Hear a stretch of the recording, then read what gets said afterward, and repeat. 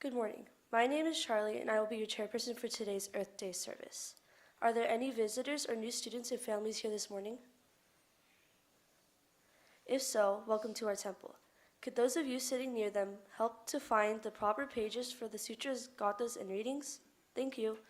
First, we'll have Sambujo on page 24 in the Big Book, followed by sutra chanting Juseige on page 23 in the Little Book or page 93 in the Big Book.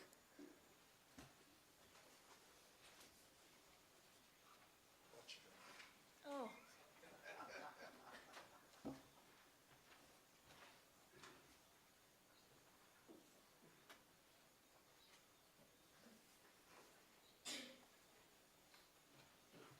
We're a bit disorganized this morning. You can't do the...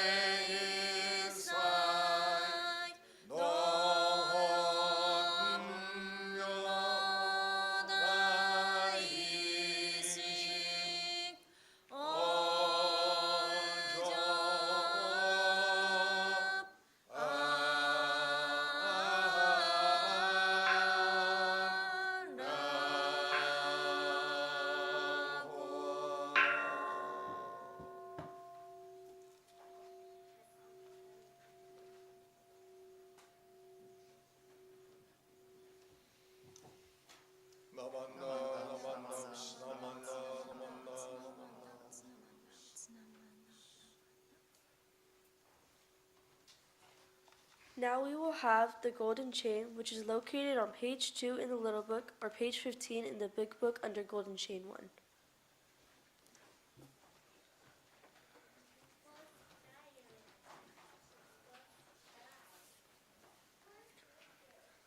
I am a link in Amida's golden chain of love that stretches around the world. I will keep my link bright and strong. I will be kind and gentle to every living thing and protect all who are weaker than myself. I will think pure and beautiful thoughts, say pure and beautiful words, and do pure and beautiful deeds. May every link in Amida's golden chain of love be bright and strong, and may we all attain perfect peace. Namo Amida Butsu. Namo Amida Butsu. Namo Amida Butsu. Namo Amida Butsu. Namo Amida Butsu. Namo Amida Butsu. Now Reverend Sakamoto will introduce our guest speaker. Good morning, everyone. Sorry we were running late this morning, and my apologies to Reverend Castro as well. I asked Reverend Castro to join us early so that we could kind of get things set up, and it delayed. We were unable to get our things in order, but finally we are here. I want to thank all of you for being for attending this morning's service, and those of you online also. Thank you for joining us. We're very fortunate this morning to have our guest speaker for our annual Earth Day. Reverend Castro is in Seattle, and he joins us via Zoom this morning. Reverend Castro is the founder of Iko Sangha. He began his work in conservation, in awareness of the difficulties that we are causing in our environment that will affect all of us. And he has been a very strong advocate in being aware of and being involved with the preservation of our environment. So I'd like to, with that, introduce Reverend Castro. If you would please, Sensei.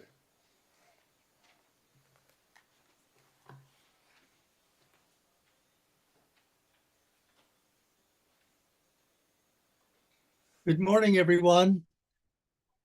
Hello from Seattle, Washington, and thank you for inviting me to be your speaker. This month, April, is a wonderful month in Seattle, and it's when we really look forward to better weather. So it's a blue sky here today. Maybe you have rain down there in California. I'm not sure, but anyway, I'm very happy to be able to Zoom my message to you this morning.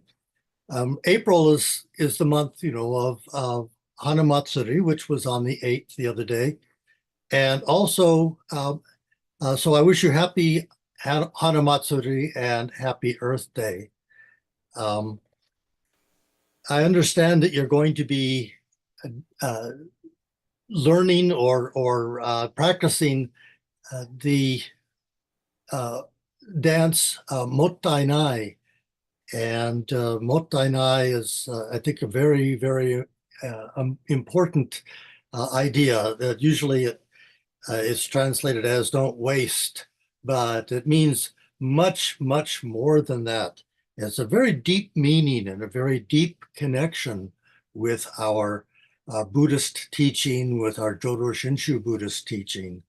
I always tell people who are interested in Iko Sangha, I say, to be, eco means ecology. It means the study of how everything is related. Everything in the universe is related. And this is what the Buddha was teaching from the very beginning. So to be a Buddhist is automatically to be an ecologist. How is everything related? And then, the Buddha had to, he wasn't born the Buddha. The Buddha was born Siddhartha Gautama. Siddhartha means every wish fulfilled. And the wish that his parents had for him was that he be a great king, but actually the greatest wish is to be awakened, to understand what our life is about. And this is what the Buddha taught. And this is what the Buddha awoke to, is what his life was really about. Everything is connected. And so I say to be a Buddhist is automatically to be an ecologist, but also to be a conservationist, meaning how we can take care of the earth. You know, the earth is sick and we need to make it well. And so Mottainai has that sense of to take care of the earth, to respect the earth. And so I hope that if you go online and you look up like a school assignment, you know, it would be a great school assignment to go online and look up the eco-vids. They're called eco-vids, and they're by Nobuko Miyamoto, who is the person who wrote the song and composed the song and the dance for Mottainai that you're going to be practicing today. And as a matter of fact, she's coming to Seattle in a couple of weeks. And I just had a pop-up on my screen about her book that she wrote, and we're going to sell her book when she comes here. And I recommend for the adults that this is a shameless plug, not Yo Butterfly by Nobuko Miyamoto. This is a picture of her, the person who composed the dance Mottainai and composed the song. So anyway, I hope that you have a wonderful day today. Mottainai has a lot of different meanings, and I hope that as you go online and you look at the Buddhist meaning of Mottainai, that you're able to understand it on a deeper and deeper level. To understand Buddhism like the Buddha, in order to become the Buddha, he had to work hard at it. And I hope that you study hard and don't settle with just the superficial, but go deep into the real meaning of things. You know, Mottainai, if you go online, you can find that there's a Mottainai board game. There's lots of things that are sold, you know, with Mottainai, but look at the Buddhist connection. Look at what that really means. So to be a Buddha is to wake up. The word Buddha means to wake up. And so I hope that we are all wide awake this morning, and I hope that you have a good day and a good happy Earth Day to all of you. Thank you. Namanda Vitsa, Namanda, Namanda Vitsa, Namanda Vitsa.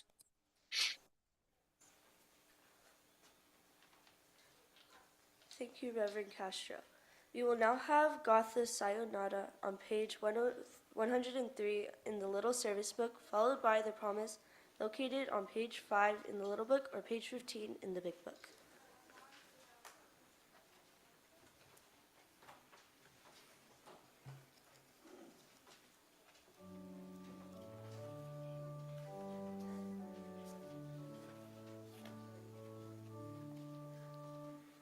Tanoshii しく今日も済みました。優しい御代やに守られて、嬉しいお家へ帰りましょう。さよなら皆さんごきげんよう。さよなら先生を大事に。楽しい今度の集いまで。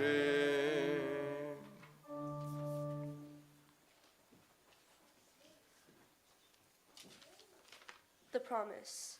We thank the Buddha for showing us the way of freedom.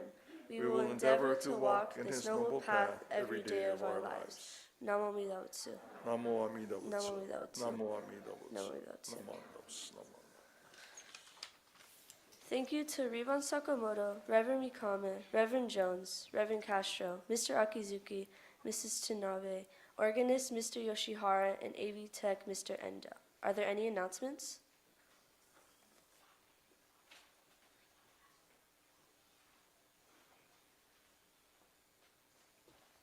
Thank you, Charlie. You did a great job this morning. Appreciate it. Okay. Thank you to Reverend Castro. You know, he's our very popular speaker. We had him when we first began Eco Sangha Earth Day in 2009. That was 15 years ago. And then 10 years later, we invited him back to be our guest speaker because it was our 10th anniversary. And then, remember when the pandemic happened? And everything shut down. Well, so did Earth Day. And so now in 2024, we're restarting our Earth Day. So we've invited him back because he has been with us through all the very momentous Earth Days. So thank you to Reverend Castro. I appreciate the lead-in that he's given you for the Mottai Nai. It's one of your activities for all of the Dharma School students when you go across the street and you begin your Earth Day activities. So we look forward to seeing you across the street and parents as well. So enjoy Earth Day, happy Earth Day, and thank you to Reverend Castro. And these are the bags we made in our very early years of Earth Day. We only have a few left. We have been saving them for our guest speaker. So I think I might have only one left, so this has become very rare. So it's going to get in the mail to Reverend Castro with our appreciation and our thank you, and hope that he remembers Earth Day because he brought the sun to us. We had rain yesterday, Reverend Castro. We have sun today, so everything is outdoors. We did have a plan B, but we're back to plan A. So thank you. See you later, everyone.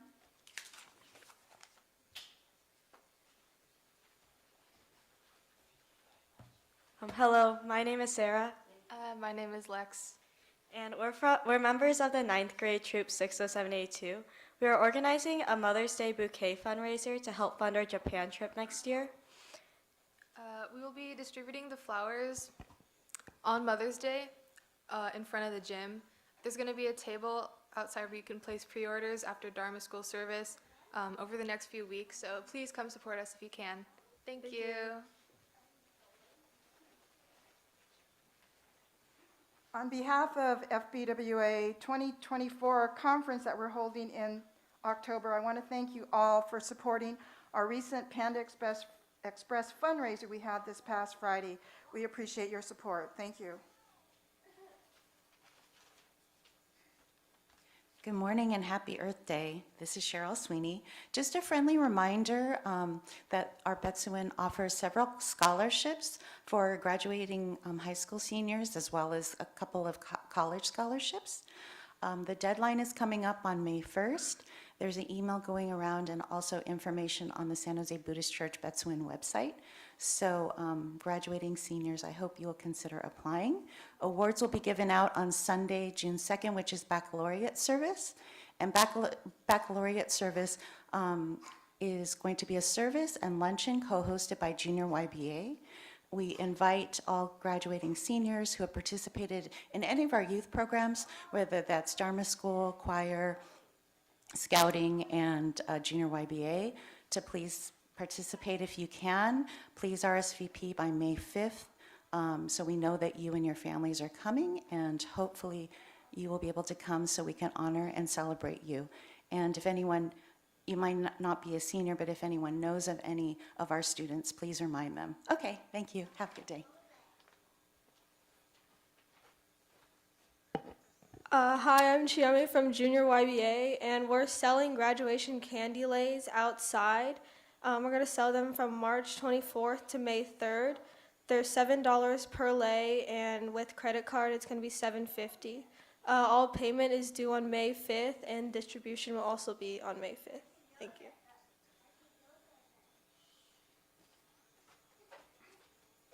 Morning. Let's see, I think I have three announcements. One, this will probably be the last Sunday you can purchase raffle tickets, the special raffle tickets that are going to the Dharma Center campaign. So Steve Onishi is across the street with all the other Earth Day activities, but he has a booth there. The reason this is probably the last Sunday is there's no Dharma school next week, right? Because of Nikkei Matsuri, and then the following Sunday there's no Dharma school either, because the Federation Dharma School Teachers League Conference is taking place. So all the Dharma School teachers will be in Mountain View. I forget where it is, but Mountain View. So and the ministers will be there too. So there won't be any Dharma school for the next 2 weeks. So we will reconvene here on, I think it's May 5th. So let's see. And then the last thing is we have so this is the 125th anniversary of BCA. So Coast District is celebrating it by having a special service, joint service with all the Coast District temples here on May 19th. And so that's going to consist of an infant presentation at 8:30. So those of you who with young children, I probably need Rinban's help on this one. I think it's under 1 year old, maybe 2. You can be part of that infant presentation service, so you need to sign up for that. There'll be the Gotana service itself, which I believe is also consisting of a Chigo parade, and so that sign up is going to go out in an email blast soon. And then there'll be a luncheon following. So I need to mention the luncheon because you need to purchase those ahead of time, and the deadline date is April 27th. So obviously we're not meeting until May 5th again. So this is the last opportunity for us to talk about it live. So they're $20, and it's in the Dharma newsletter, or you can contact the church office. Okay, thank you.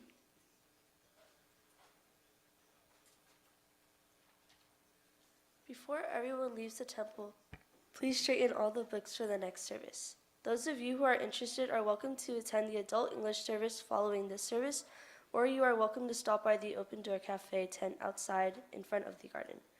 For your safety, please obey the crossing guards and look both ways before crossing the street. Thank you for attending today's service.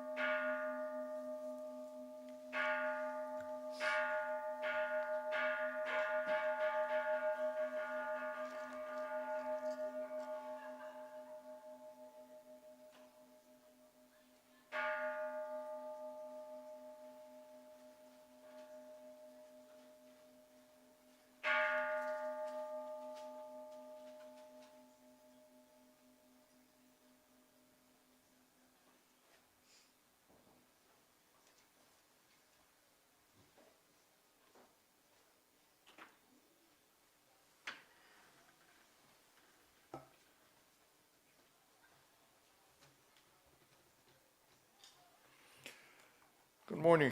Welcome to this morning's Earth Day service. We're running about 10 minutes behind. We've caught up a little bit, but hopefully it did not inconvenience you too much. We are very fortunate to have join us from the great Northwest, from Seattle, Reverend Don Castro, who will be our speaker for this morning. We'll begin this morning's service with the reading of Sambujo, followed by Juseige.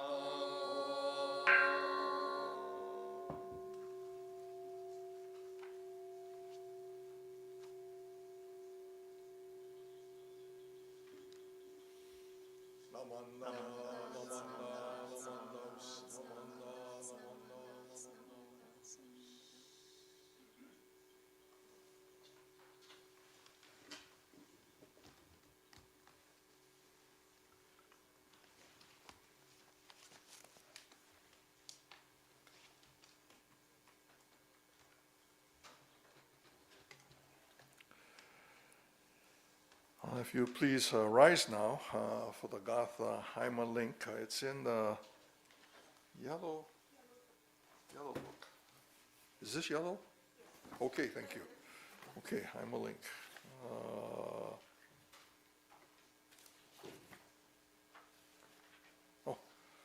Okay. So it's in this book. It's like in the 5th page in, something like that.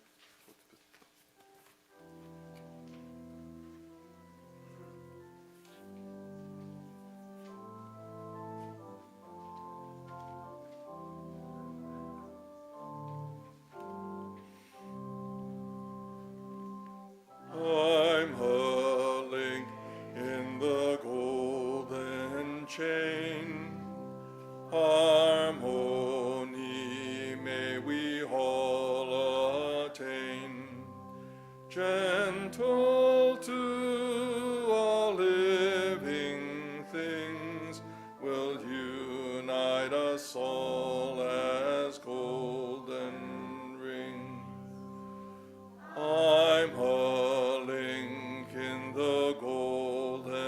chain. Gratitude may we all attain. Bright and strong my link will grow through pure and loving deeds I know. Pure and beautiful thoughts I will think, and pure and beautiful words I will say, and pure and beautiful deeds I will do for the world and for you. Spreading kindness and love every day to all living things that come our way.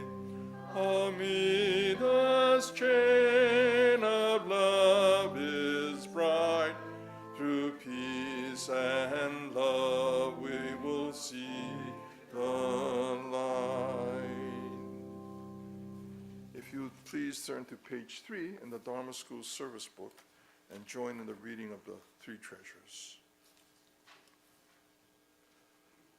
Hard is it to be born into human life, and now we are living it. Difficult is it to hear the teachings of the Blessed One, now we hear it. If we do not deliver ourselves in the present life, no hope is there that we shall be freed from suffering and sorrow in the ocean of birth and death. Let us reverently take refuge in the three treasures of the truth. I take refuge in Buddha. May we all together absorb into ourselves the principle of your way to enlightenment and awaken in ourselves the supreme will. I take refuge in Dharma. May we all together be submerged in the depth of the doctrine and gain wisdom as deep as the ocean. I take refuge in Sangha. May we all together become units in true accord in your life of harmony, in the spirit of universal oneness, freed from the bondage of selfishness. Even through ages of myriads of kalpas, hard is it to hear such an excellent, profound, and wonderful doctrine. Now we are able to hear and receive it. Let us thoroughly understand the true meaning of Tathagata's teaching. Namo Amida Butsu, Namo Amida Butsu, Namo Amida Butsu, Namanda. Thank you. Please be seated. This morning, we were fortunate to have as our guest speaker, Reverend Don Castro, Minister Emeritus. Reverend Castro's last assignment was at the Seattle Betsuin, and while there, he began an organization organizational movement called Eco-Sangha, and that was brought here to the Betsuin, and we on Earth Day, we gather together. And the Eco-Sangha group puts together a display and activities for us to participate and enjoy. We're very fortunate that Castro Sensei's interest in ecology, the connection with Buddhism and ecology, the deep connection that we share as Buddhists with the awareness and the care of our environment, this world which is our home, and that Castro Sensei has brought this with him to share with all of us. This morning, he joins us via Zoom, and so if you would please, Sensei, onegai shimasu.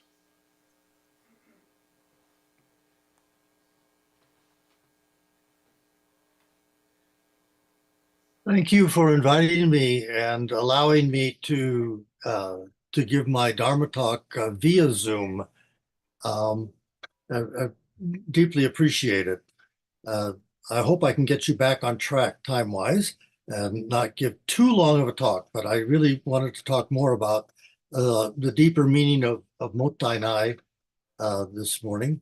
And I meant to tell the youth in my talk that there's a very deep connection between what I hope that they say every time they receive a meal, and that is itadakimasu. And there's a deep connection between that expression, itadakimasu, I humbly receive this food, and the attitude of mottainai. I was kind of searching the web last night for to see what's there about mottainai, and I came across some very silly things like a mottainai game and an animation, mottainai grandma, and it sort of brings out that sense of, well, don't waste, which is a popular way of understanding the expression mottainai. And it was interesting. We have the composer, as I said at the children's Dharma message, we have the composer of the mottainai dance and song, Nobuko Miyamoto, will be our guest speaker for our Earth Day event. We can't hold it at the temple because we had the fire, and so we haven't been able to use the temple. We have our services in the building behind the temple, and it's really impacted us profoundly. But Seattle University, which is just down the street from us, the head of the philosophy department is a good friend of mine. We study tea ceremony together. And since he's the chairman of the philosophy department at Seattle University, he's got clout. And so he arranged for Nobuko Miyamoto to give a concert at a 400-seat auditorium on campus.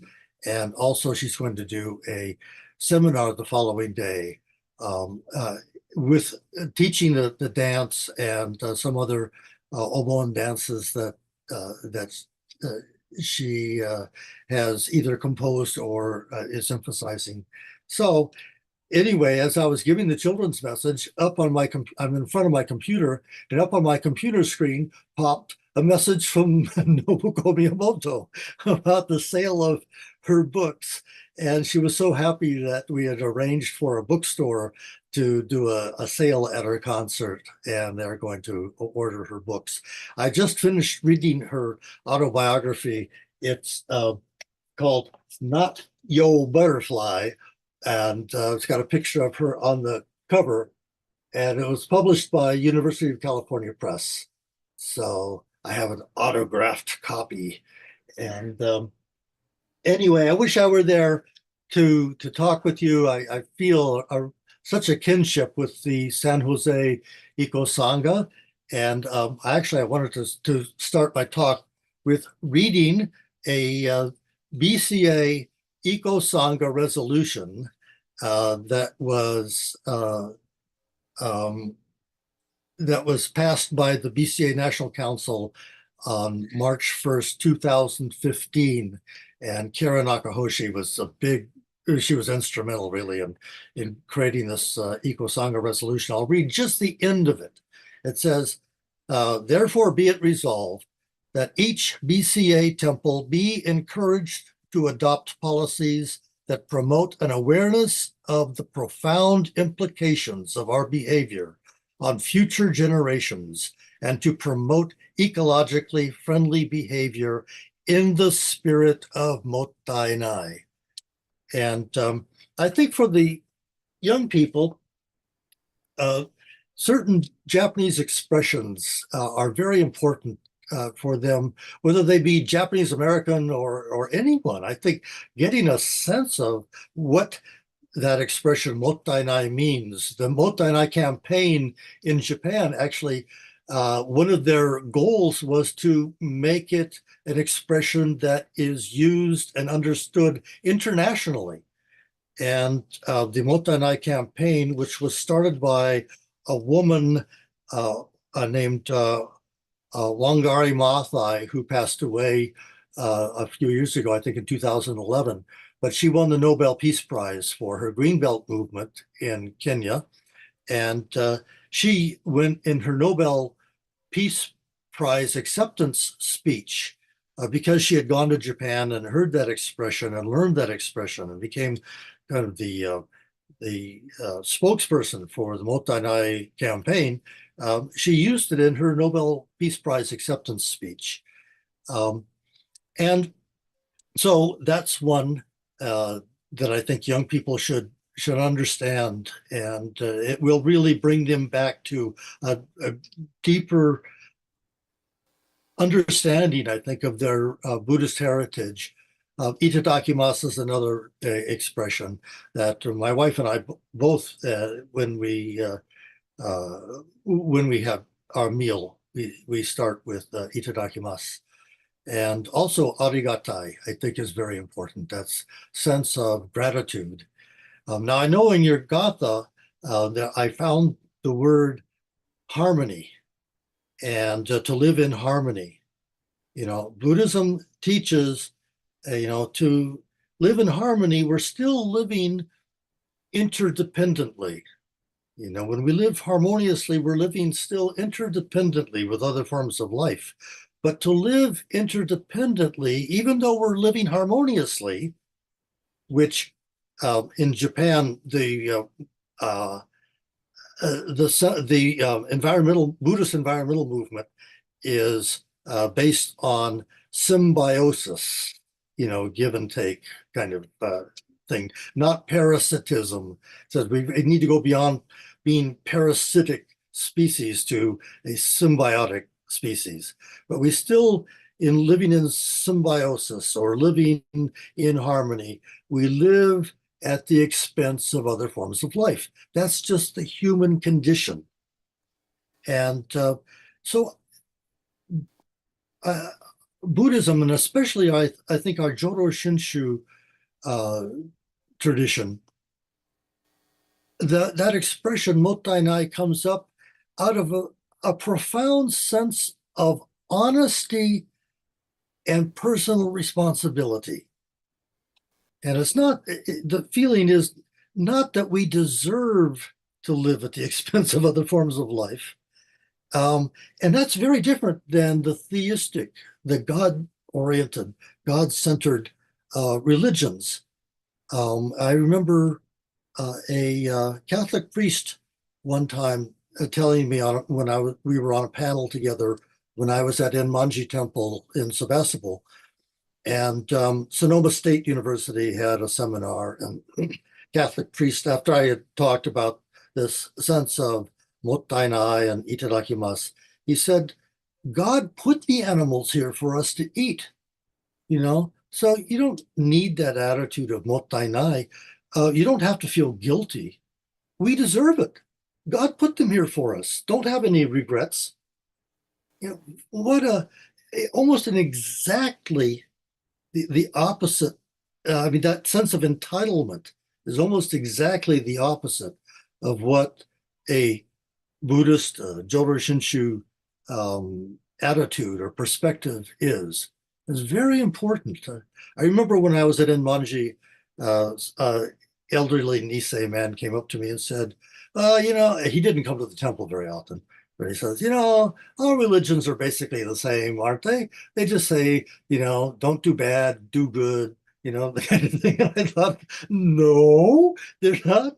They're not basically the same. They're very, very different. And that difference causes us to treat things in a very different way. So when I say honesty, it's very blunt. I live at the expense of other forms of life. I don't deserve it. They weren't put here for me. And so going beyond that sense of honesty is a personal responsibility.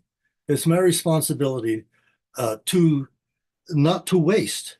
Someone grew that grain of rice. My responsibility to that person is not to waste their efforts, not to bring it to nothing.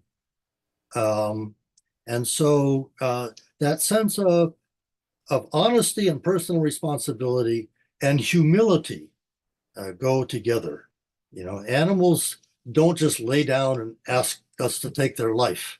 You know, I told that on a panel, I said to the priest, you know, I've never seen an animal, you know, not flee for its life when, you know, when it's threatened or cornered. And one of the, so just to put a Jodo Shinshu spin on this, you know, it's for mottainai people like us, you know, that we don't deserve it, and yet we receive boundless wisdom and compassion. And if we don't have a feeling of gratitude and wanting to pay back, you know, that's the other aspect, I think, of the Jodo Shinshu Shinjin or faith is, I don't deserve it, and yet I receive it. How wonderful, how grateful. And then there is a responsibility, I think, that goes along with that. Even if in our responsibility, we still fall short, and yet that does not diminish. It actually increases the compassion. This is, so Shinran Shonin this time of year, he said, it's like that awareness is like the melting snow of March or April, you know, as these thoughts of blind passions are like the spring snow that thaw. And this is Amida's compassion. Thaws are cold hearts. But I want to finish. Hopefully this will put you back on track. But one other very important difference between the theistic religions and Buddhism is that in the time of environmental crisis that we're in, if you believe that there is a God that's going to take care of it, and there's a divine plan out there, then you don't have to worry. It's all God's responsibility. You know, God will take care of it. You know, it's not my personal responsibility. It's God. It's in God's plan. You know, I know not all theists think that way, but there's a very strong vein. Matter of fact, even among evangelicals, there are groups that think that environmental crisis will bring the second coming. You know, so just waste, you know, just waste this world, and then it will hasten the second coming of Christ. I mean, weird thinking, and yet not. I mean, very prevalent, you know, in our society. So quite different than Buddhism. Buddhism based on an honest understanding, personal responsibility, and profound sense of humility. So again, I want to thank you for inviting me. I was just thinking, since I'm a native of the Santa Clara Valley, I was thinking back last night, remembering the prune trees and the plum trees that were blooming this time of year. I remember the smell of the drying prunes in the fall, and the apricots. And I remember my mother just let us go. We'd get on our bicycles, and I grew up on Homestead Road in Santa Clara, not far from Santa Clara University. Used to go across the campus to get to my grandmother's house. And but I remember we would get on our bikes and we would go out past on Brockwell Road, past the Santa Clara train depot, down Brockwell Road, what is now the San Jose Airport runway. We would go there, you know, down there, out to Guadalupe and Coyote Creeks, and just up to Summer Mischief. We'd pack a lunch with us, and we'd go out and just play, you know. And sometimes there'd be a rope hanging from one of the trees that you would swing out and fall down into the dry creek bed. And, you know, what a idyllic, you know, setting And today, I go down there and it's so different. I remember the artesian wells still in the early 50s when I was growing up there, where the farmers would have to cap the well to keep it from running all the time because the groundwater was so high. The level of the groundwater was so high. And so when they would irrigate the orchards in the summertime, they would uncap these artesian wells and the water would just run until they capped it again. So, very different, huge population. When I was young, 2 billion people, today, 8 billion people. What an impact we're having on our earth. And we need to find, as the emphasis on, I think, in any environmental movement, is sustainability. How are we going to find harmony and sustainability, even in a spirit of mottainai? So again, thank you very much for inviting me. I hope I didn't put you too much off schedule. Namo Amida Butsu, Namanda, Namanda, Namanda, Namanda. Thank you, Sensei. I really appreciate your talk this morning. Let's see. Yeah, how are you? I have him on my iPad here. I haven't seen Castro Sensei in a very long time, and it's good to see you and hear you this morning. I really appreciate you joining us for this year's Ikosanga Earth Day. And I saw Rajan yesterday at Hasegawa Sensei's service in Stockton, and we talked a little bit and got to share a little. Yeah, so, but again, thank you for joining us this morning. Yeah, we were on YouTube yesterday. Was it on YouTube? Oh, okay. Oh, so I hope I was behaving well. Thank you, everyone, for joining us for this morning's Earth Day service. Please rise and join now in the Gatha Ondokusan. And Ondokusan is in the Dharma School Service Book on page 76.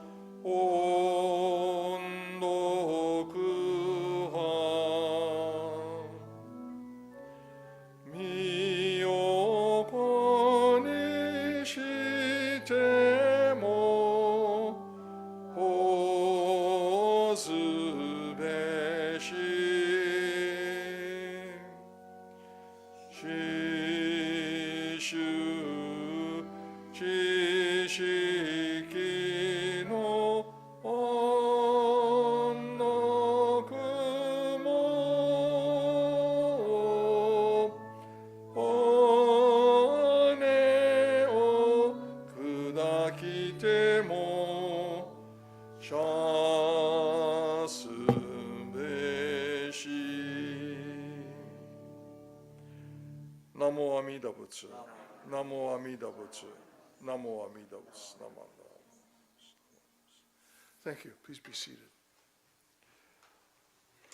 Again, thank you everyone for joining us this morning. Are there any announcements? Anything that, while people are coming up, I want to remind everybody the next 2 weekends, next weekend, the following weekend, there will be no services here. Next week is the Nikkei Matsuri festival. There will be Hondo openings during that time, but nurse services next weekend. And the following weekend is the Dharma School Federation's conference in Mountain View. All of our students our teachers are off to the conference. And so again, during that weekend, there will be no services. We will resume again services on May the 5th. So please remember the next 2 weekends. In the past, we were able to coordinate Nikkei Matsuri and the Federation Conference so that it would happen on the same weekend. so that we would miss just one weekend. And it was a coordinated effort between Nikkei Matsuri and the temple, so that when the Dharma school teachers were away, the Nikkei Matsuri festival would be able to take place here in Japantown. But today, this year, the Nikkei Matsuri will occur next week, and then the following week will be the Federation Conference. Okay. On behalf of the FBWA 2024 conference that we're holding here in San Jose in October, I'd like to thank all of you for supporting our recent Panda Express fundraiser that we had this past Friday. So thank you very much. We appreciate your support.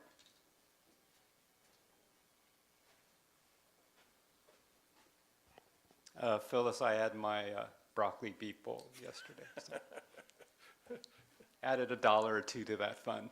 Okay, let's see.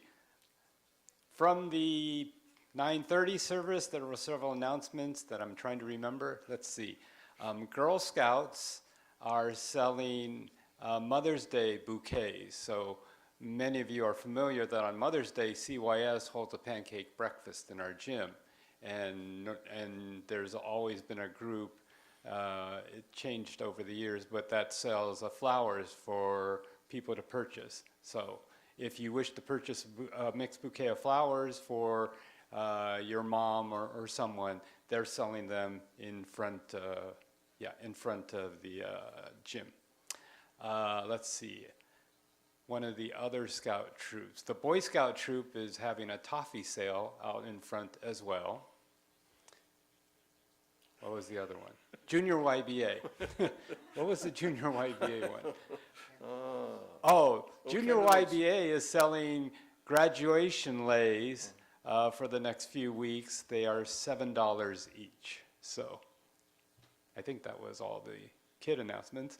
Let's see. This will be our last week to announce that this is the last opportunity on a Sunday anyway to purchase special raffle tickets for the golf tournament. So the golf tournament raises money for the Dharma Center campaign as part of it. So you don't have to be a golfer, you just have to buy a ticket. So they're $20 each. If you're lucky, I know of at least one person who lives in Fowler and he bought one ticket and he won $4,000. I keep buying 4 or 5 tickets and never win, but that's another story.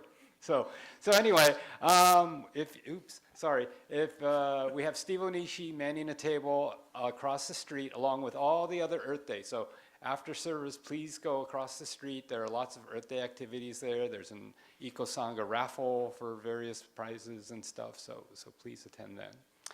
May 19th, Gotai? Yes, I'm coming. Oh, you want to do that? No. You can do that? No, you go ahead. Oh, rats.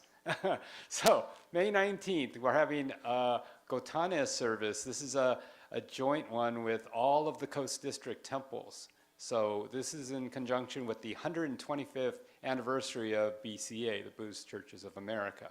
So this is going to be a big deal, right? Yeah, the bishop's going to be here. We're going to have, as part of that, we normally do an infant presentation, so we're still doing that, and that'll be at 8:30 in the morning. And then roughly an hour and a half later, we're going to have a Chigo parade. Somebody came up to me, I announced this last week at Hanamatsuri, and they asked me why I'm doing a Cheetos parade. So my pronunciation is very poor, apparently. So a Chigo parade, but for those of you not, I guess most of you are familiar with it, but anyway, if you're unsure of it, read my article in the next Dharma newsletter, because I'm actually writing about the Chigo parade. But anyway, if you have children or grandchildren from 5th grade and lower who wish to participate, we'll be sending out a sign-up sheet for that soon through Dharma School and through the temple. And then we'll have a service here roughly around 10:30. With all the Coast District ministers here in attendance and the minister assistants. It's going to be really special. And then afterwards, we have a luncheon that we're ordering bentos for. So for the bentos, we need that order in by April 27th, because we have to order that in ahead of time. So look for the flyer in the newsletter and on our website. $20 each, I believe. Yes. So, anything else about the Gotane? No? I think that's- I don't know. You're in charge. So I'm just the spokes guy here. So, okay. So if you have any questions, please ask Rinban because he has all the answers. Thank you. Thank you, Larry. Are there any announcements? Okay, this concludes this morning's service. Thank you very much, everyone, for joining us here in the Hondo and online for joining us. And a special thanks to Kansho Sensei for being here. One of the things when we contacted Kansho Sensei is, and he was happy to be able to do this virtually because then he doesn't have to travel all the way. But his point was that it reduced his carbon footprint. You know, when we have to fly him down here, he's going to have to leave a carbon footprint. And so by doing this virtually for Earth Day, it has reduced his carbon footprint. And again, but thank you so much, Kansho Sensei, for joining us this morning and for your wonderful message. This concludes this morning's service. Thank you very much, everyone, for joining us. Please come forward for Shoko. Kansho Sensei, if you stay online for just a bit, and I'll join you in a little bit. Thank you.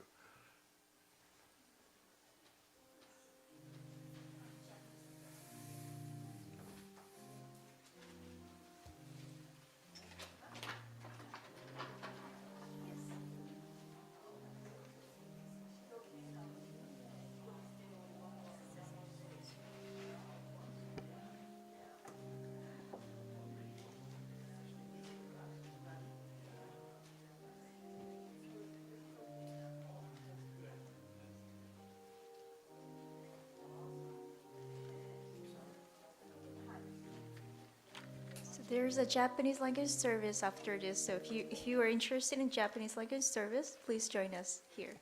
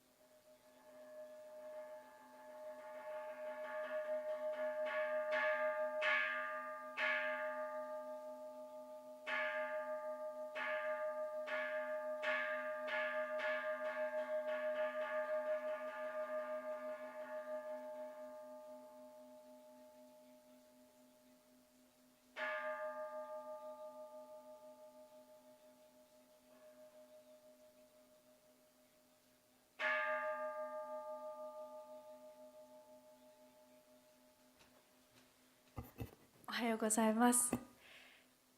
今月も、日本語講座にお参りくださいましてありがとうございます。私は、こちらの三ナジ別院で、お勤めさせていただいております。僧侶の三亀と申します。よろしくお願いいたします。はい、ちょっとフライングをしてしまいまして早めに出てきてしまったんですけれども、はい、ですね、お勤めなんですけれども、じゅうせいげというお勤めをねさせていただきます。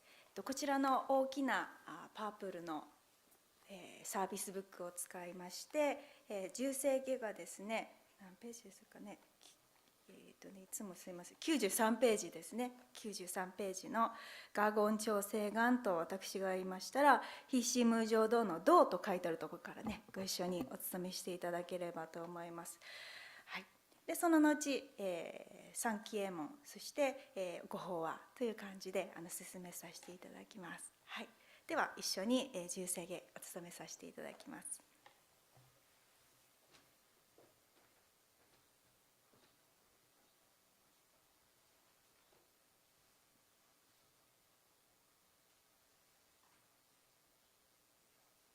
ご一緒に合唱お念仏申しましょう。ナマンダウツナンマンダウツナマンダウツナンマンダウツナマンダウツナンマンダウツナマンダウツナンマンダウツナマンダウツ。はい、頭をお下げください。お直りください。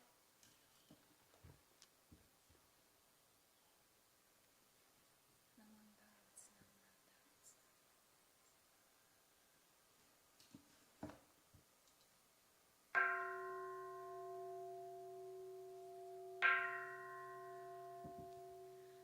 ガゴン調整願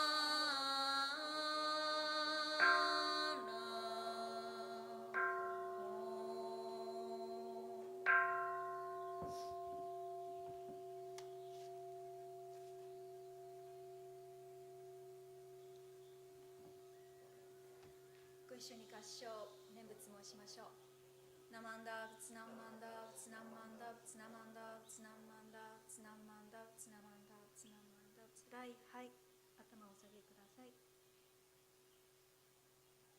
お直りください。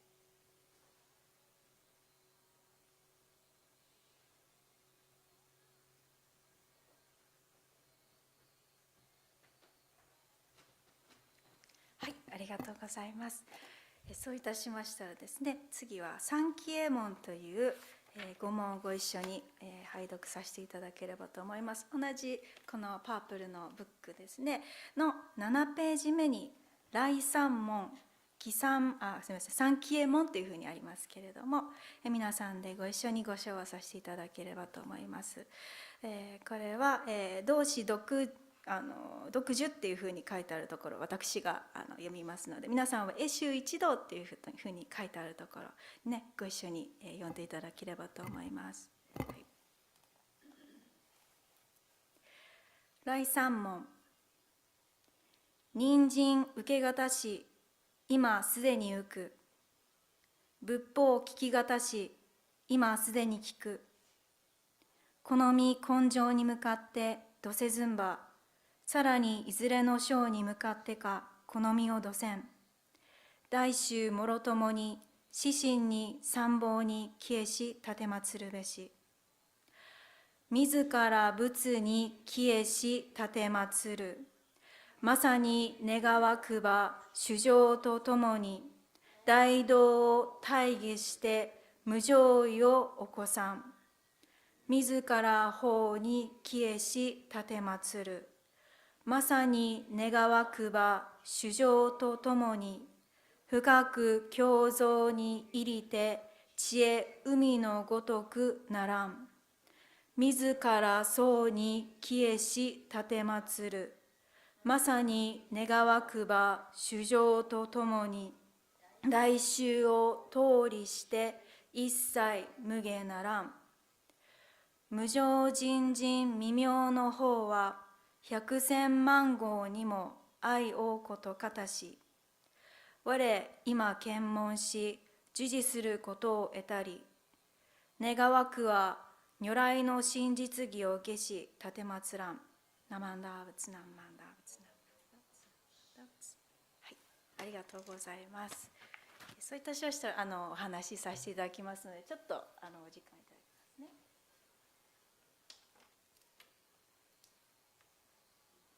いつもこれが倒れるか倒れない。すいません。いつもすいません。よいしょ。はい。これで見えますかね。待ってね、これで立っててほしいんですけど、いいかな。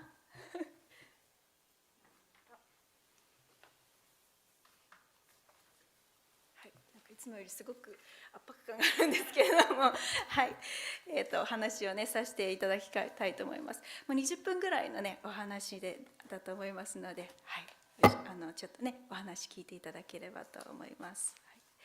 はい、このお寺は浄土真宗の本願寺派というねお寺でございまして、浄土真宗では聞くということをとっても大切にします。聞くですね、リスニングってことですね。はい、ではじゃあ浄土真宗では何を聞かせていただくかと言いますと、仏様の願いを聞かせていただくっていうことをとっても大切にするんですね。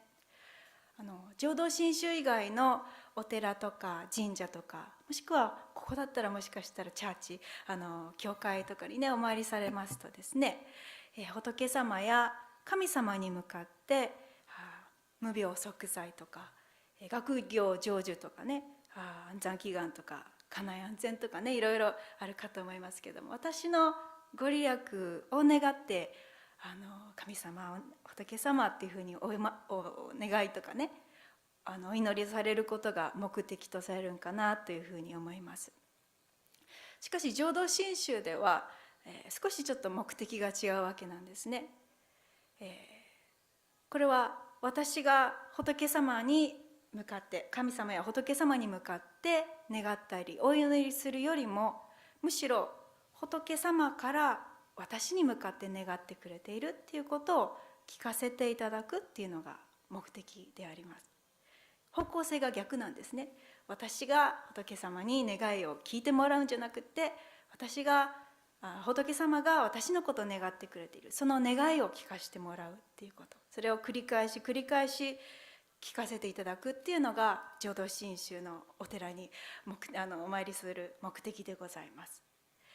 ではその仏様の願いっていうのはどんなものかっていうとね、この浄土真宗の宗祖であります親鸞上人っていうお坊さんはですね、こんな言葉で、お経の言葉で仏願の正気本末っていう言葉をね、お経に記してくださって、そのことを聞いてゆきなさいよっていうふうに解釈してくださいました。ちょっと書いてみますね。これ仏願、仏様の願いということですね。ごめんなさいね、忘れてしまう。みんなの前だとちょっと緊張してしまいまして、すみません。正気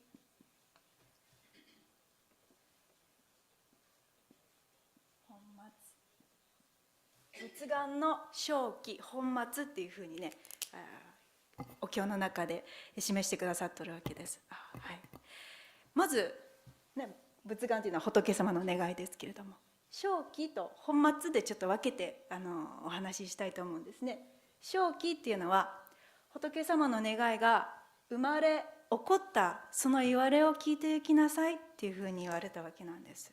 はい、それはなんで仏様の願いが起こったかっていうと、それは私たちですね、生きている私が自分でこの命の解決をできないで悩み苦しみながら生きているその姿がね、見捨てることができなかった、どうにかしてやりたいからだからその仏様の願いが起こされたんですよっていうふうにね、聞かせていただきます。私たちは今人間として生まれてきました、ね、生まれてきましたよね。はい、そして今人間として生かされていますけれども、でもこれは生きているってことは実は裏を返しますと、それは同時にですね、どんなご縁になるかわからないけれども、いつかはわからないけれども 100% この命を終えていかないといけないっていう事実がありますね。このお寺っていうのはね、特殊な空間だなっていうふうに思うわけなんですけども、世間の日暮らしではね、あなた 100% 死ぬよっていうふうに言ったらね、怒られると思いますけれどもね、そういうことはあまりね言わないようにしてますよね。この健康で長生きするっていうことをやっぱり言うぐらいですから、あんまり 100% 死ぬよっていうふうなね会話はあまりしませんし、聞かないようになっているかと思います。でも仏教のお話っていうのはですね、私の命が 100% 終えるっていうことが前提となっている、そういうお話なんですね。近しい方が例えば亡くなった時、近しい方の死があったことをですね、私たちは日本語で、身内に不幸があったっていうような言い方をいたしますね。聞いたことありますかね。身内に不幸がありましたっていうふうに。先ほど言いましたように、命を終わっていくっていうことはいつかは分からないけど 100%、ね、決まっていることだけれども、それを不幸と言うとするならばね、私たちは不幸になっていくんでしょうかね。そのように思わないといけないんであれば、私たちは何のために生まれてきたんかなっていうもんじゃないかなと思います。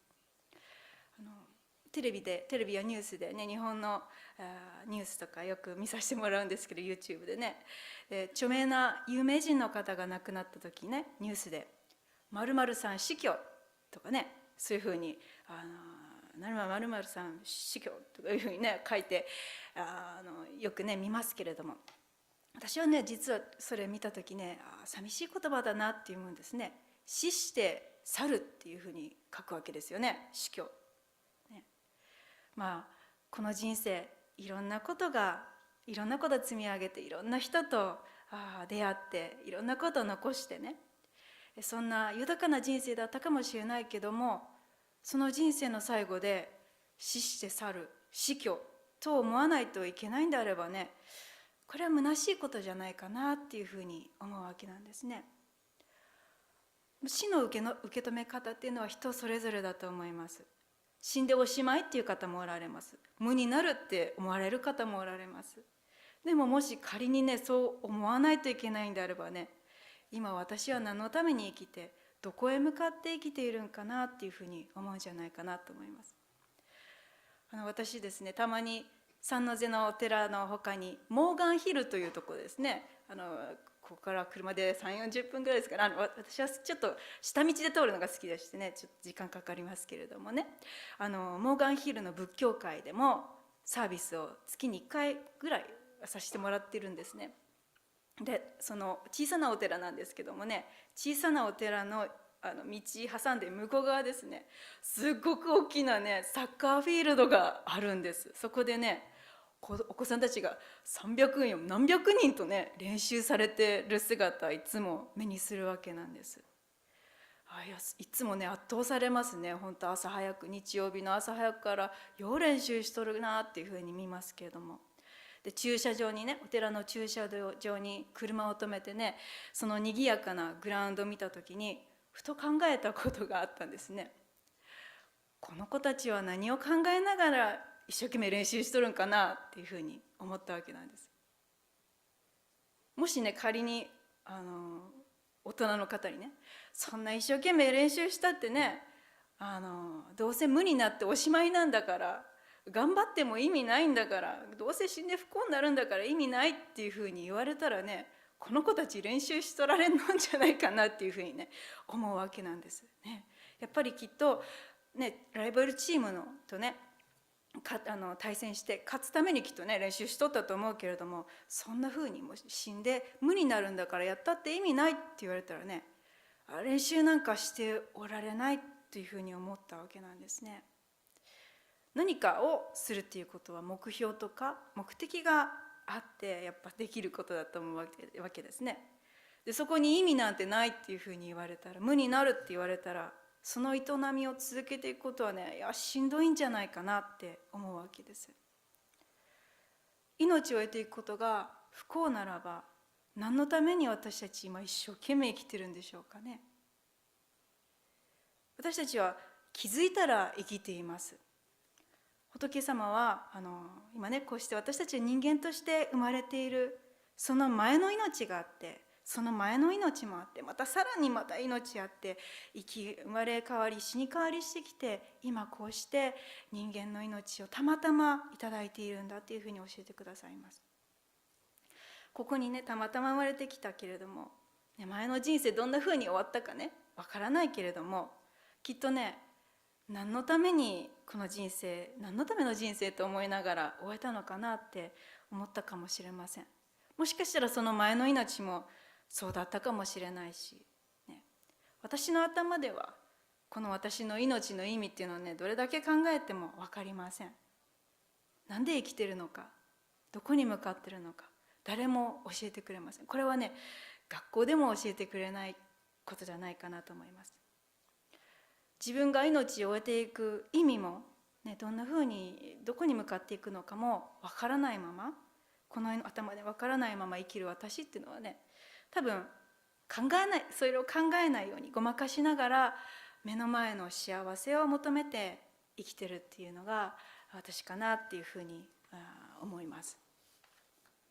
多分ね、その私の生き方を悩み苦しみながら生きてる私の姿をね、痛々しくてどうしてもどうにかしてやりたいっていうふうにね見捨てることができなかったのが、この仏様だっていうふうに聞かせていただきます。阿弥陀様という仏様ですね。その仏様が私のもとにどうにかして安心をね届けてやりたいと思って願いを起こしてくださったっていうふうに聞かせていただきます。それは願いが起こった理由っていうのは、ね、この命の解決ができんかった私が痛々しくて見捨てることができなかったからっていうことなんですね。それが正気でございます。じゃあ本末は何かっていうと、本末っていうのは始まりと終わり、仏様の願いが起こされて始まり、そして、どういうふうに完成されたのかっていう、その仏様のご苦労をね聞かせてもらいなさい、聞かせていただくんですよっていうふうに親鸞上人は教えてくれています。この私の命の解決ができないもう痛々しいありようをねご覧くださったのが法蔵菩薩っていうお方であります。この今真ん中にいらっしゃる阿弥陀様っていう仏様になられたわけなんですけど、仏様のご修行中のお名前が法蔵菩薩っていうふうに言うんですね。仏様を目指して修行する方のことを菩薩っていうふうに言いますけれども、その法蔵さんだった時の話ですね。やっぱり自分のね、命を抱える命、この苦しみをね、どうしようもない私のことをね、もう今の命だけじゃなくってその前の命もねずっと繰り返してきたのをずっとご覧くださっていたわけですね。その私のね、この解決を持たないまま生きる私のものをそういう、苦しむものをですね、どうか苦しみの命の縁を切って、間違いなく、迎える安心のね場所を与えたいと思ってね、光り輝くお浄土という場所をね建立してくださって、そして、間違いなくそれを、なんていうんですかね、実現させる仏となって、私は南無阿弥陀仏というね声になって見せようっていうふうにね誓われたんだっていうふうにお経の中で教えてくださっています。実はさっきね読みました重生下もその誓いの誓われたことをねお経の中でね、なんていうんですかね、お釈迦様が教えてくださっているところなんですね。この私にね、安心を与えることを第一にして仏様の方で私の救いを途方もない時間、五行っていうふうに言われますけどね、長い時間考えて、そして果てしない時間、その考えた願いをね実現させるために長い時間かけて修行して、誰一人漏れることなく仏の国にね、生まれさせる功徳を作ったそういう仏様になってくださっているわけなんですね。私が唱えているこの南無阿弥陀仏となって私の安心をですね誓った仏様は今私のもとに来てくださっているわけなんです。何万打仏となって届いてくださっている仏様です。もしよかったらね、南無阿弥陀仏って唱えてもらってもいいですか。何万打仏、何万打仏、何万打仏、聞くだけでも OK。何万打仏、何万打仏、何万打仏、何万打仏。私の声だしね、私の声だし、聞こえてるのも自分の声だしね、一声一声なんか自分の声なんだけども、でもこの一声一声に無常の仏様の功徳が満ち満ちてくださっているんですよっていうふうに聞かせていただきます。その南無阿弥陀仏の中にね、願いの中には、どうか不幸になっていく命と思わないで、どうか無になる命だって思わないで、お浄土仏様の国に生まれる命と思って生きてくださいね。決してあなたを迷わせませんよっていうふうにね、私を仏にする準備が整っているお念仏、南無阿弥陀仏に仕上がって私のもとに届いてくださっているのがこの仏様、阿弥陀様という仏様であります。その仏様がですね、私にもとに何万打仏と届き続けて、実に、ね、実行の時間が経っているというふうに聞かせていただきます。実行っていうふうにね、実行の間も南無阿弥陀仏の言葉になって、飽きることなく私のこの命のもとに届いてくださった。こうという話をちょっとしたいと思うんですけども、これでこうなんですけれども、ジュゲムジュゲム五行のすり切れカイジャル水牛の水曜松なんちゃらかんちゃらってありますよね。五行のすり切れの五行ですよね。そうなんです。行っていうのは仏教の言葉では、仏教では果てしない時間の長さの単位のことを示します。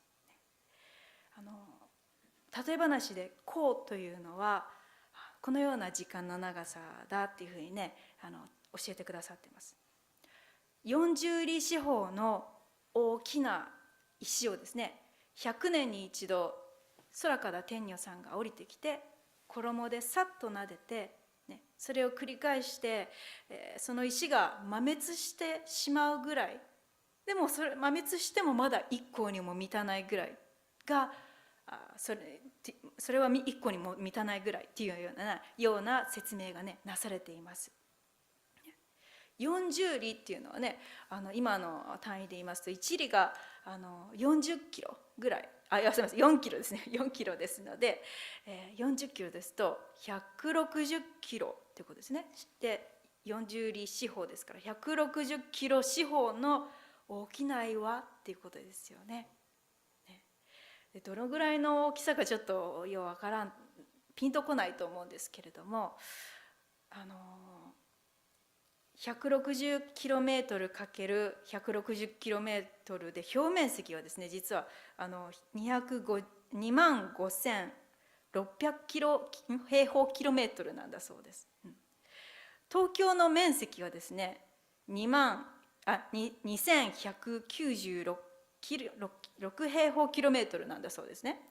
で東京都の約11倍の大きさっていうのが、表面積ですけどね、それが大きな40里四方の岩なんだそうです、ね。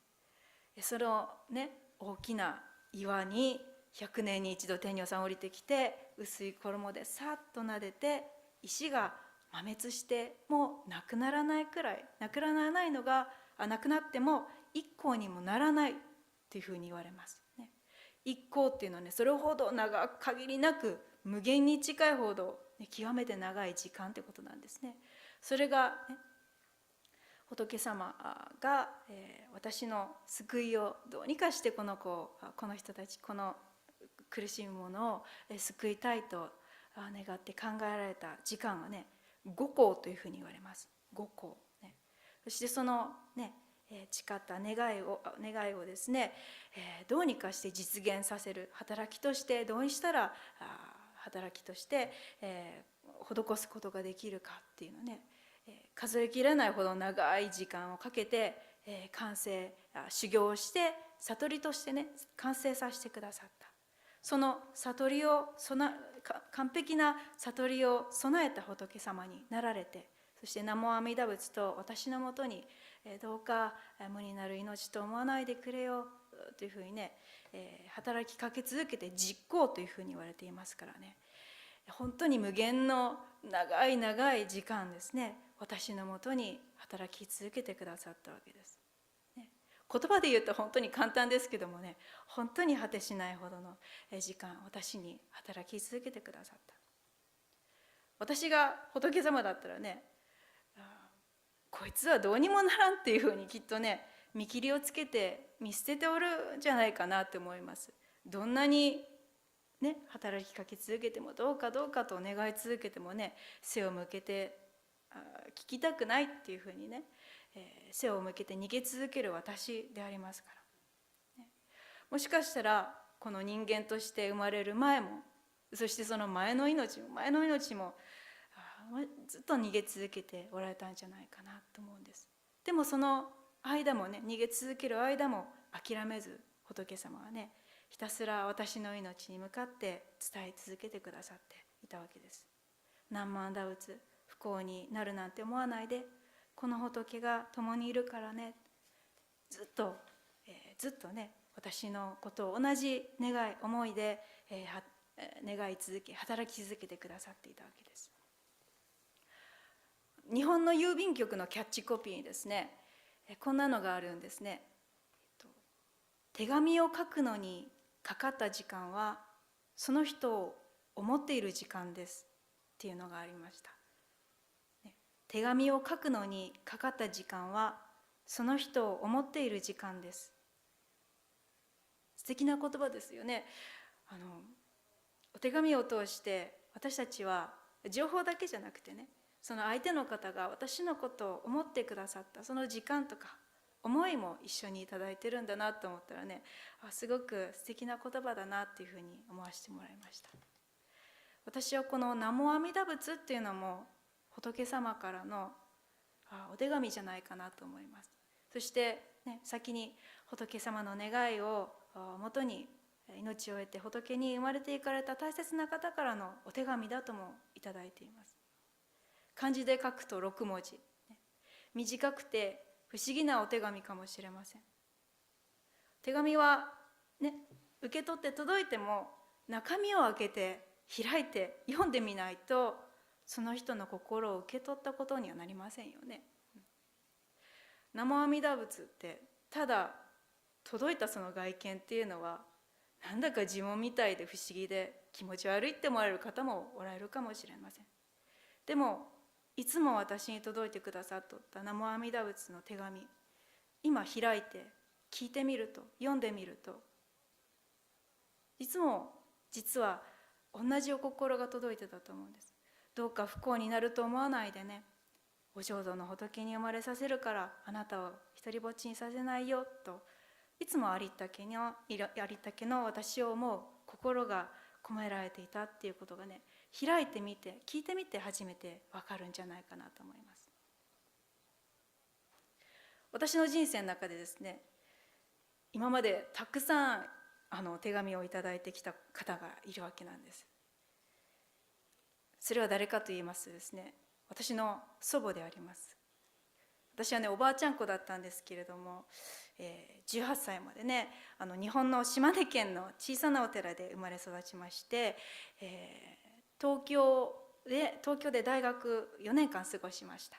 そして、お坊さんになるために、そうですね、そしてあとお坊さんになって、そして働くために京都にね、5年間ほど過ごしました。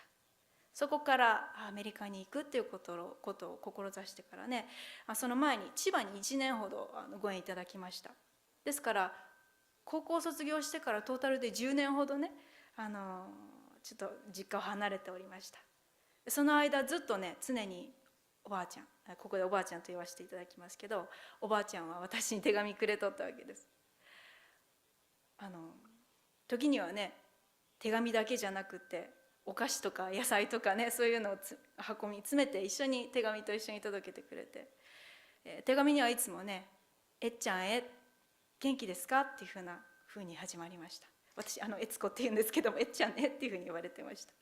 はい、で大学生の時はね、すごい月に1回ぐらい、多い時で2回ぐらいね来たこともありました。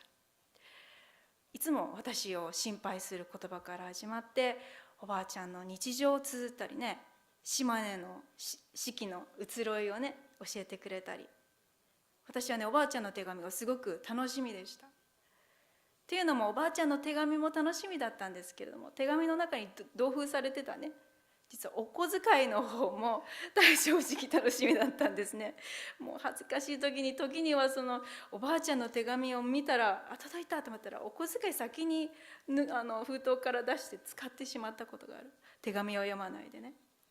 もうひどい孫娘だったなっていうふうにね、今となったら反省してますけれども、じゃあ私は返信書くかって言いますとね、実はあんまり書いたことがないんです。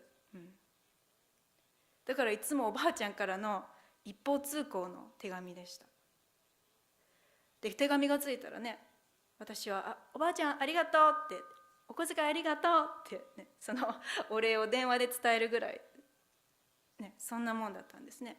それなのにおばあちゃんはこれまで数えきれないぐらい手紙をね、返事も書かない私に対してね、ずっと送り続けてくれたわけなんです。祖母は習字の先生してましたので、いつも字をね達筆で、分かりますか、もうちょっと読みにくかった。そして便箋で3枚は必ず書いてくるようなね、もうびっちり書いてくれてて、やっぱり時間がねかかるわけなんです、読むのに。だからなのにね、私に一方的にずっと手紙くれててありがたいことだったなって今はね思うわけです。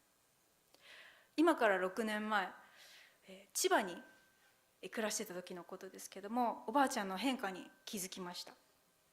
これまでは達筆で本当に力強い字だったのにね、だんだん便箋の線をはみ出して斜めに書いて、そしてか細い、本当に小さいか細い震えるような字でね書いて、自分の思いをね綴ってくれてたその字を見た時にね、おばあちゃんの衰えをね感じたわけなんですね。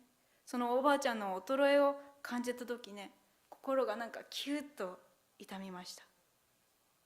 そのことをね友人に伝えた時にね、友人はもしかしたらお別れはそう遠くないかもしれないね、おばあちゃんのこと大事にしなよっていうふうにね言ってくれました。でもね、私は忙しさを理由にあんまり祖母に連絡しないでいました。その3ヶ月後ぐらいですかね、私がちょうどアメリカに赴任する3ヶ月前ですね、祖母はこの世の命を終えていきました。お葬式が終わって母とおばあちゃんの部屋をね整頓していた時にね、引き出しから手紙が見つかったんです。えっちゃんへっていうふうに書いてありました。今日は持ってきましたこんなちょっと便箋じゃないんですけど、今日はこんな感じで便箋に書いてね、これが見つかったわけなんですけども、おばあちゃんからの最後の手紙だったんですね。で開けてみるとね、やっぱり震える字で筆ペンで書かれたねおばあちゃんの思いが綴られていたわけなんです。明るい笑顔の素敵なえっちゃん、でも沈みやすいことも多いえっちゃん、広い広い宇宙を泳ぎ回って泣いたり笑ったり飛んで跳ねたり、しっかりと世の中を人の気持ちを味わってよ、沈んでも起き上がれっていうふうにね書いてありました。今ここにあります。私は今までおばあちゃんの手紙からね、大丈夫ってね、いろいろ本当に励ましてもらってきました。でもこの最後の手紙にも相変わらず私のことを思う心でね詰まっていました。もうおばあちゃんに返信できないけれども、折に触れてこの手紙ね呼び返すためにおばあちゃんの願いにね触れさせてもらってます。悲しいけど、もっと時間経っていくと私と祖母の思い出っていうのはもっと色あせていってしまうかもしれない。でもありがたいことにお念仏の教えに出会わせていただいている人にはさよならっていうのがありません。手遅れっていうのはありません。仏様の願いにね出会ってきた祖母のことですから、きっと仏様のお願い通りおばあちゃんは今阿弥陀様と同じ悟りの仏様と生まれさせてもらって、その願いは私のもとにね届いてくれているんじゃないかなって思うんですね。だからいつでもおばあちゃんからの大丈夫の手紙を私は何万打仏の響きで仏様の心を通していただきながらね、今の私の支えにしていただいてます。この手紙はね運ぼうと一緒に常に持ち運ぼうと思えば運べますけどもね、生阿弥陀仏はねこれいつでも何も持ってなくても持ち運ぶことができますから、すごく便利ですよ。いつでもどこでもどんな時でもね、布団の上でもトイレやシャワーの中でも一人の時でもみんなといる時でもね、何万打仏って唱えられないような気持ちの時でも仏様の願いの中です。じゃあだから何ってね思われる方もおられると思いますけれども、何でもない時にね仏様がいつも一緒って聞いてもねなかなかピンとこないと思う。でも一人ぼっちだなって思わないといけないその時に何万打仏がこの身にね染み込んでくれるんじゃないかなと思います。私もね、英語でたまにね法話をさせてもらうことがある。日本語でもあんまりうまくいかないですけども、法話とかねやっぱり英語が得意じゃないからね、うまくいかなかった時はね落ち込んでもうどうしようってね寝ようとしても眠れない時があります。そういう時はね、どうするかっていうと、ものすごい自分を甘やかすようにしておるんですね。ちょっといつもより暴飲暴食しまして、ゴロゴロテレビを見ますね。で自分を本当にとことん甘やかしてね、一日ぼーっと過ごすわけなんですけどもね。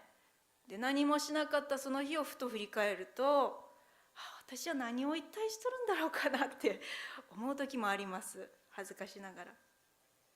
でその時にね、何万打仏って出てくれるんですね。情けないこの私にも。その時もこの身から無常の仏様が出てくださるんですね。そういう時、この阿弥陀様っていうのは染み込んでくださるんだと思います。南無阿弥陀仏、ね、この広い宇宙をね、泳ぎ回って泣いたり笑ったり飛んだり跳ねたりするね、この私を相変わらず見捨てないでそばにあってくれるんだと思う。そう思うと、ありがとう、一人じゃなかった、よかったなって南無阿弥陀仏っていうふうにね、いただくわけです。私が唱えられる仏様となって南無阿弥陀仏と私の命の上に共にあってくださいます。一人死して去っていく命と思わないで、不幸になると思わないで、無になると思わないで、あなたは必ず仏の命に迎えとるからね。いつでもあなたと共にあるから。南無阿弥陀仏とお念仏を唱えて生きてくれ。その仏様の仰せをね、お念仏を通して聞かせていただくと、私の生まれた意味とか生きていく方向とかね、それがね、豊かに開かれていくと思います。お念仏は手紙です。何度開いてもね、何度聞いてもね、一人じゃないよ、私がいるよ。温かいお慈悲の心が詰まっています。ありがとうございます。ちょっと最後にご文章を読んで終わらせていただきたいと思います。日本のご法座ではですね、最後ご文章といいまして、本願寺の8代目の門主さんでね、蓮如さんという方がいらっしゃるんですけど、その蓮如さんがですねいらっしゃった時には、お手紙でもってその大事なところをね記してくださったというふうに言われています。だから文字の読めなかった方もね、聞いて、こういうお心なんだなっていうふうに味わっていかれたことだと言います。章に一流章というところを読ませていただきます。出てくるといいんですけど、すいません。出てくるかな。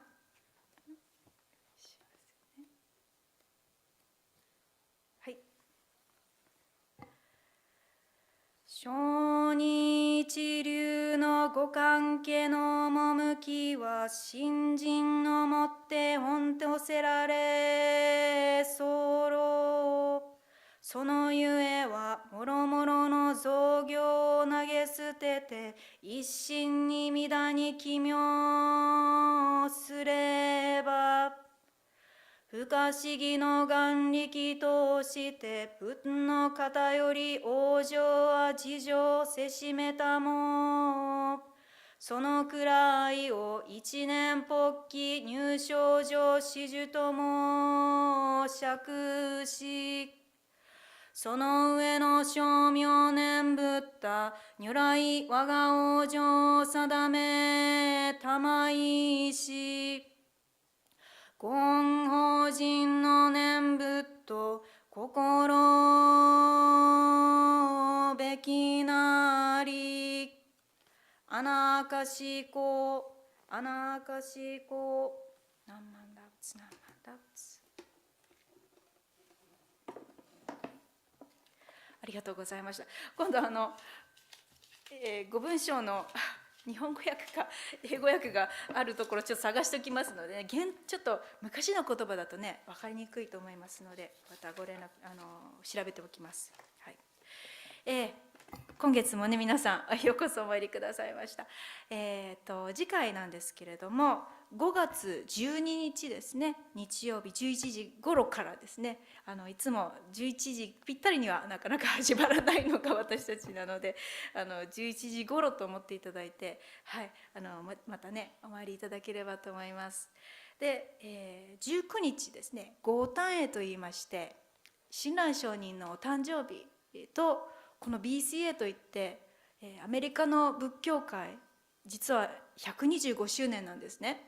それを親鸞上人のお誕生日と合わせてお参りする、そういう大事な法要が19日10時からお勤めありますので、よかったらお参りいただければと思います。いつもとまた違う趣でね、お勤めさせていただきますので、綺麗だと思います。よかったらお参りいただければと思います。はい。